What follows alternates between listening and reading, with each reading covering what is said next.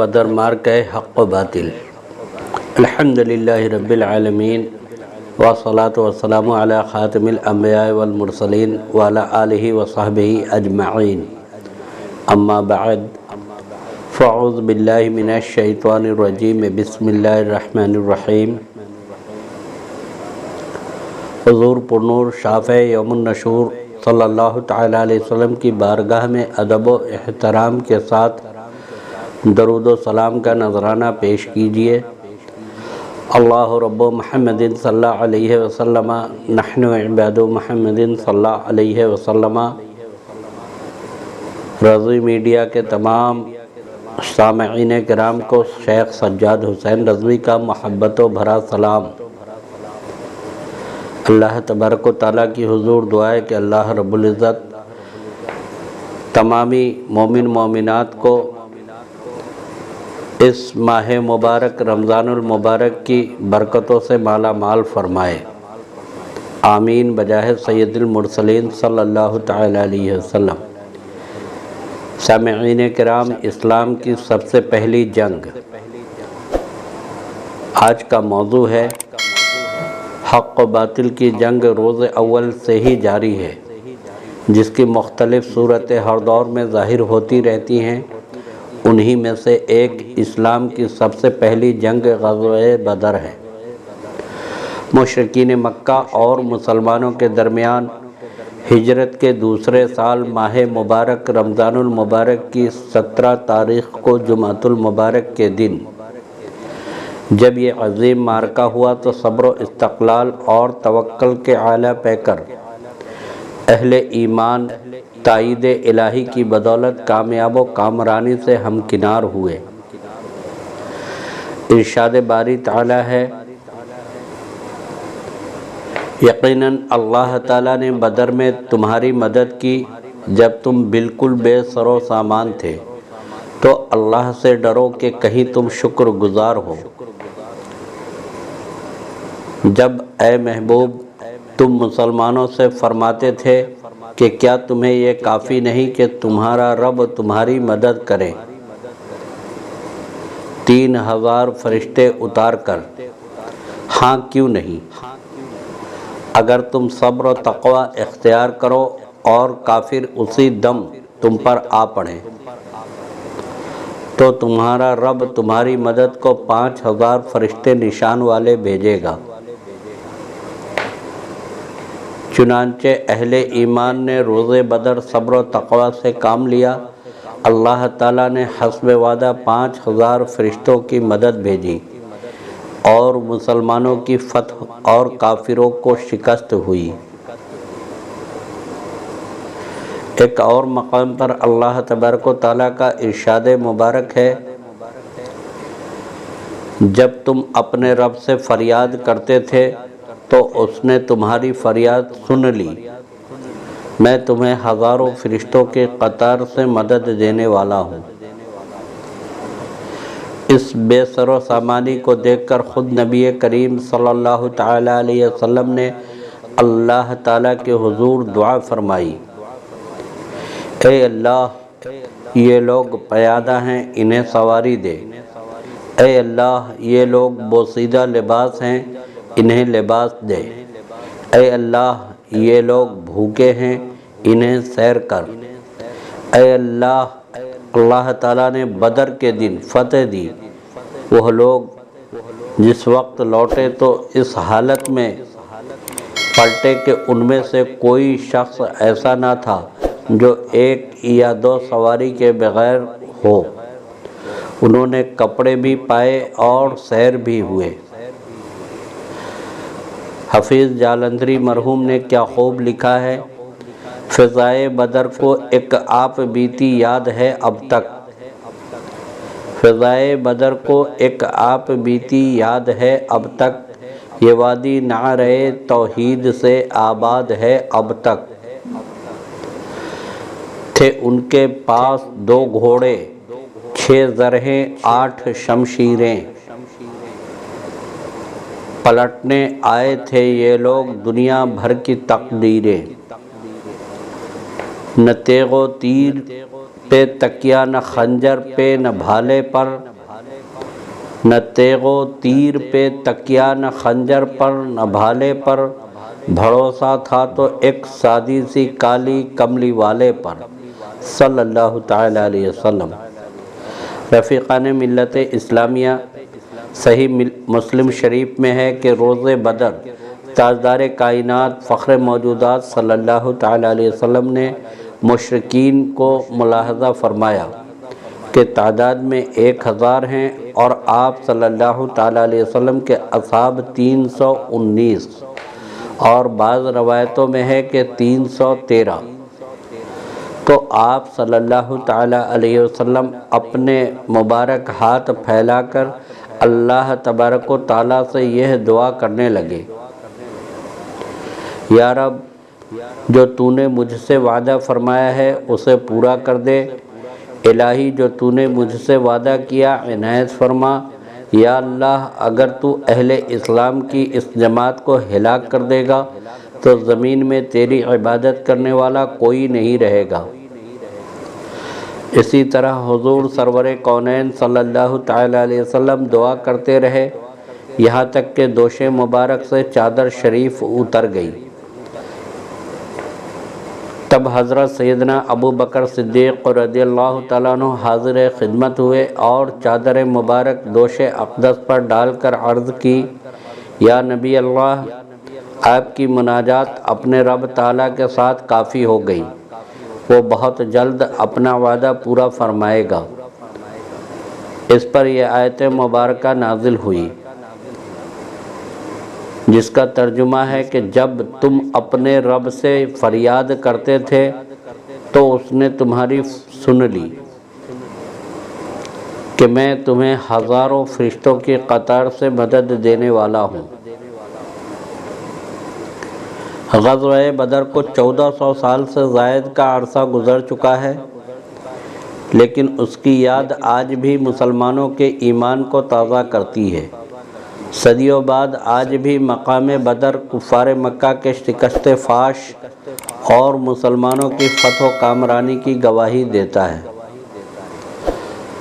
موجودہ دور میں مسلمانوں کے زوال اور کفار کے غلبے کی وجہ بھی یہی ہے کہ آج مسلمانوں کے پاس تمام وسائل موجود ہونے کے باوجود ان کے پاس بدر کا وہ جذبہ نہیں رہا۔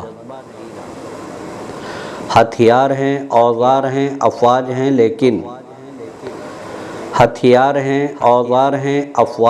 لیکن وہ 313 کا لشکر نہیں ملتا۔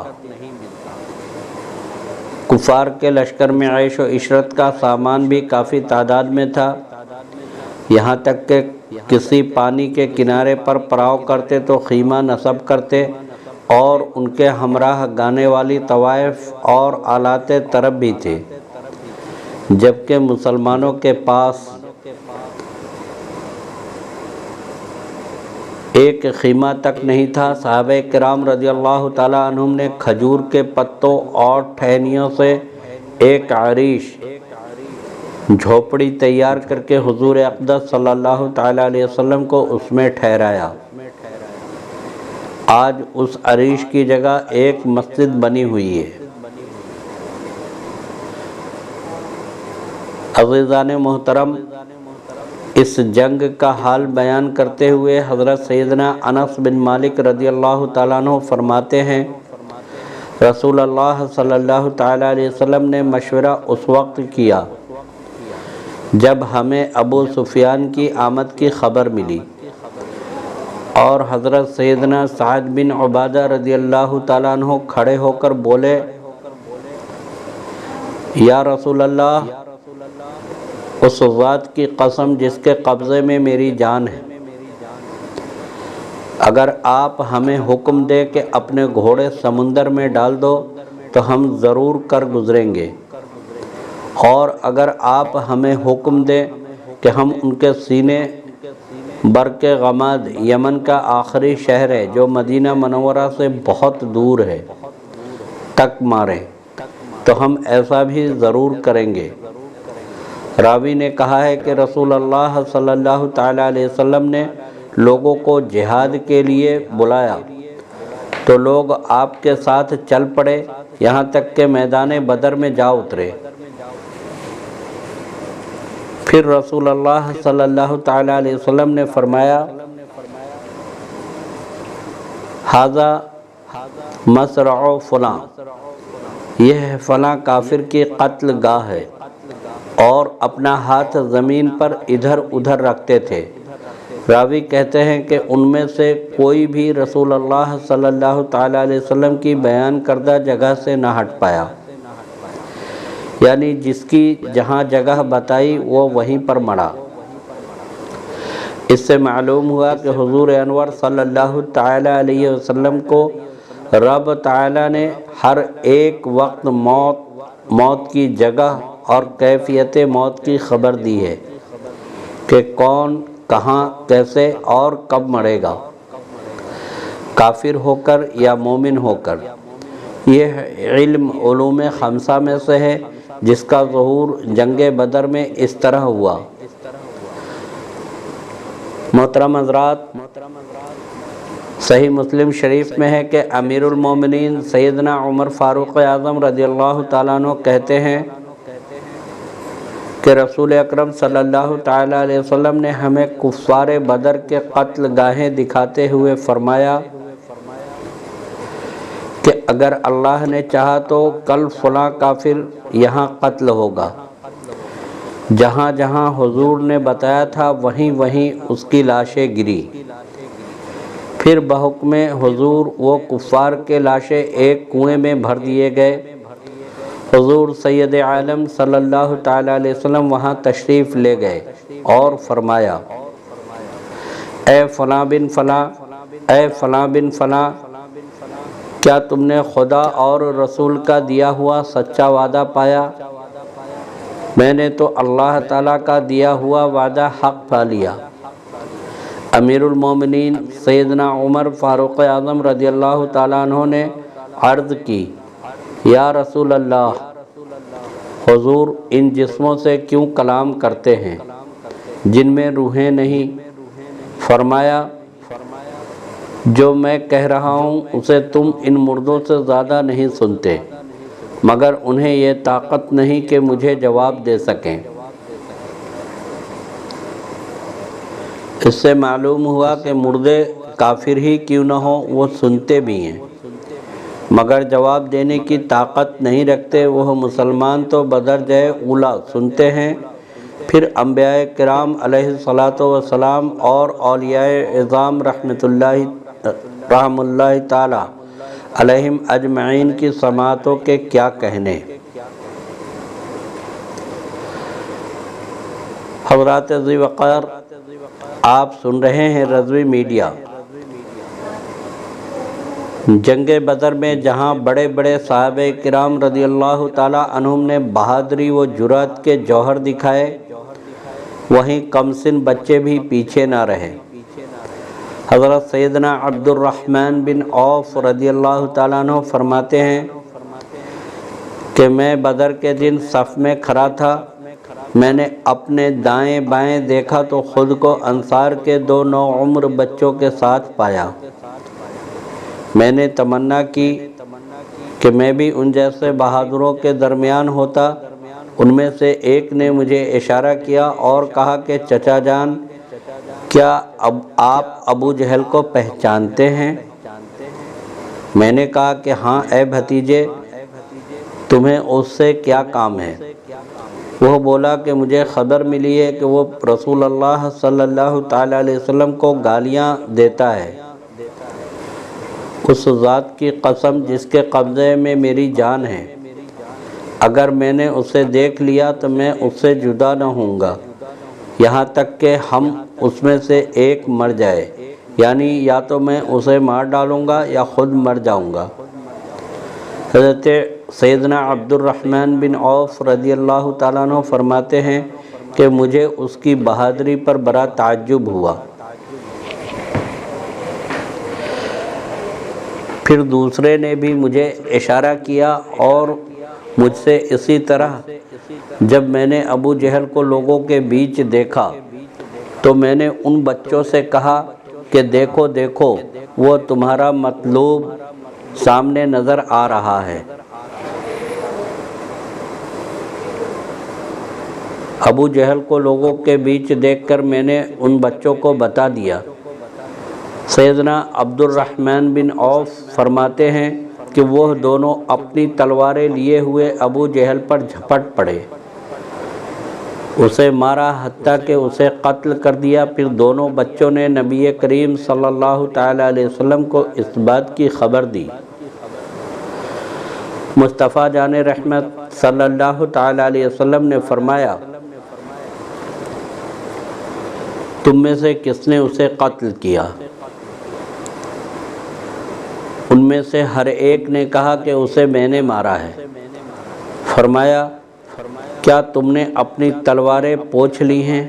وہ بولے کہ نہیں۔ رسول اللہ صلی اللہ تعالیٰ علیہ وسلم نے اس کی تلواریں دیکھی تو فرمایا، تم دونوں نے ہی اسے قتل کیا۔ وہ دونوں حضرت سیدنا معاذ بن عفرہ اور سیدنا معاذ بن جموح رضی اللہ تعالیٰ عنہ تھے۔ خیال رہے کہ ان دونوں مجاہدوں کا نام معاذ یا معوذ ہے۔ یہ دونوں حضرات اخیافی یعنی ماں شریک بھائی ہیں۔ ان کی والدہ کا نام عفرہ ہے، جن کے ایک خاوند کا نام عمر بن جموح ہے اور دوسرے خاوند کا نام حارث ہے۔ لہذا معاذ بن عفرہ بن نسبت ماں کی طرف ہے۔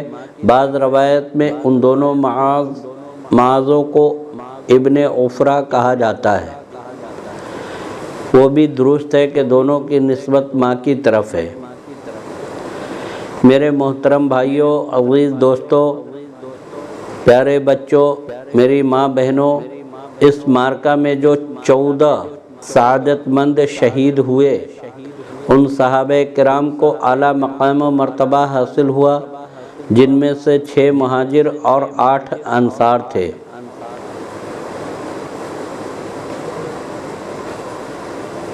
ان شہدائے کرام میں سے 13 حضرات تو میدان بدر ہی میں مدفون ہوئے، مگر حضرت سیدنا عبیدہ بن حارث رضی اللہ تعالیٰ عنہ نے چونکہ مقام بدر سے واپسی پر منزل صفرہ میں وفات پائی، لہذا ان کی قبر شریف مقام صفرہ میں ہے۔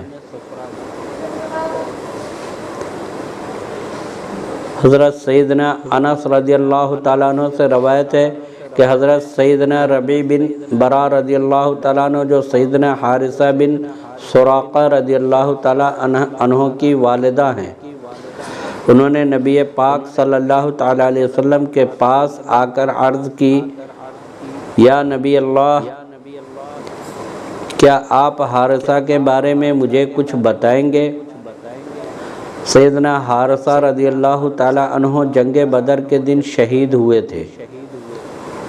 ان کو ایک نامعلوم تیر لگا تھا۔ اگر وہ جنت میں ہوں جب تو میں صبر کروں گی، اور اگر اس کے سوا کوئی بات ہو تو میں ان پر خوب روؤں گی۔ مصطفیٰ جان رحمت صلی اللہ تعالیٰ علیہ وسلم نے فرمایا، حارثہ کی ماں جنت میں بہت سی جنتیں ہیں، اور اطمینان رکھو کہ تمہارا بیٹا فردوس اعلیٰ میں ہے۔ رفیقان ملت اسلامیہ، صحابہ کرام رضی اللہ تعالیٰ عنہم نے غزوہ بدر میں اطاعت و فرما برداری کا ایسا مظاہرہ کیا کہ دنیا ایسے جانثاروں کی تاریخ پیش کرنے سے عاجز ہے۔ اسلام کے لیے ایسی قربانی دینے والوں کے جھلک پیش کرنے سے قاصر ہے۔ ان کی انہی قربانیوں کے نتیجے میں نبی کریم صلی اللہ تعالیٰ علیہ وسلم نے ان حضرات کے بڑے فضائل بیان فرمائے۔ ایک حدیث میں مصطفیٰ جان رحمت صلی اللہ تعالیٰ علیہ وسلم نے فرمایا کہ اللہ تعالیٰ نے اہل بدر کی طرف نظر کی اور فرمایا، تم جو چاہو کرو، جنت تمہارے لیے واجب ہے، یا میں نے تمہیں بخش دیا۔ میرے عزیز دوستوں، ہم عمر ساتھیوں، بھائیوں، بزرگوں، یہ ایمان افروز معرکہ حق و باطل ایمان والوں کو کئی پیغامات اور سبق آموز ہدایت دیتا ہے، جو آج موجودہ حالات میں اس کی خاص معنویت اور اہمیت بڑھ جاتی ہے، کیونکہ آج ہر طرف سے اسلام اور مسلمانوں پر باطل کی یلغار ہے۔ عالمی سطح پر مسلمانوں کو کمزور کرنے اور ان کے حقوق کی پامالی کے لیے ہر ممکن کوششیں جاری ہیں۔ عالم کفر طاقت و قوت اور سائنس و ٹیکنالوجی کی نت نئی ایجادات کی مستی میں مسلمانوں کو تختہ مشق بنائے ہوئے ہیں۔ گویا بزبان حال پوری دنیا کے حالات اس بات کا شدت سے تقاضا کر رہے ہیں کہ اب اللہ کی مدد آئے، اب اللہ کی مدد آئے۔ چنانچہ اس کے لیے قرآن کریم کی وہی ہدایت ہمیں بھی پیش نظر رکھنی ہے جو اس نے اہل بدر کو دی تھی کہ تقوی و پرہیزگاری کو مضبوطی سے تھامے رکھو، ہمت اور جذبہ جانثاری سے سرشار رہو، تو یہ چیز خدائی مدد کے اترنے کا اہم ترین سبب ہے۔ مسلمان جب تقوی، صبر اور جذبہ صادقہ سے آراستہ نہیں ہوں گے، باطل طاقتوں کے سامنے ہرگز نہیں ٹھہر سکتے۔ لیکن یہی مسلمان جب تقوی، صبر اور جذبہ صادقہ کی صفات سے متصف ہو جائیں تو پھر دنیا کی کوئی طاقت، باطل طاقت، قوت ان کے مقابل کامیاب نہیں ہو سکتی۔ یہی تعلیم اللہ تعالیٰ نے ان پاکیزہ نفوس صحابہ کرام رضی اللہ تعالیٰ عنہم کو دی جو ہر وقت تقوی کی تعلیم و تربیت حاصل کرنے کے لیے دربار رسالت مآب صلی اللہ تعالیٰ علیہ وسلم میں حاضر رہتے اور اس عظیم مربی صلی اللہ تعالیٰ علیہ وسلم کی زیر نگرانی یہ عظیم نعمت حاصل کیا کرتے۔ یہی چیز پھر تعلق مع اللہ کا بھی ذریعہ بنتی ہے، نیز ایمان و یقین کو مضبوط کرنے کا سبب بھی بنتی ہے۔ فضائے بدر پیدا کر فرشتے تیری نصرت کو، فضائے بدر پیدا کر فرشتے تیری نصرت کو، اتر سکتے ہیں گردوں میں قطار اندر قطار اب بھی۔ اے اللہ، ہمیں صحابہ کرام کی سیرت طیبہ پر عمل کرنے کی توفیق عطا فرما، دین متین کے لیے ہر قسم کی قربانی کا جذبہ عطا فرما اور باہمی اتحاد و اتفاق، محبت و الفت اور زیادہ فرما۔ آمین بجاہ سید المرسلین صلی اللہ تعالیٰ علیہ وسلم۔ اور خصوصی دعا، اے اللہ ہمارے رضوی میڈیا چینل کے تمام قارئین، سننے والے، سامعین کی دلی مرادوں کو پوری فرما، ان کی نیک تمنا آرزوؤں کو پوری فرما، ان تمامی کی والدین کی مغفرت فرما۔ آمین بجائے سید المرسلین صلی اللہ تعالیٰ علیہ وآلہ وسلم۔